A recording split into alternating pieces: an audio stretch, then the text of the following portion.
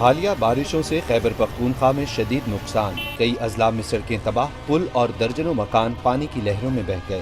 P D M اے کی حالیہ بارشوں میں 46 افراد کے جاں بحق ہونے کی تصدیق۔ وزیر اعلیٰ محمود خان کا دوسرے روز بھی سوات میں سیلاب سے متاثرہ علاقوں کا دورہ۔ حکام کی وزیر اعلیٰ کو نقصانات اور بحالی کے کاموں سے متعلق بریفنگ۔ محمود خان کی متاثرین کو امداد کی فوری فراہمی کی یقین دہانی۔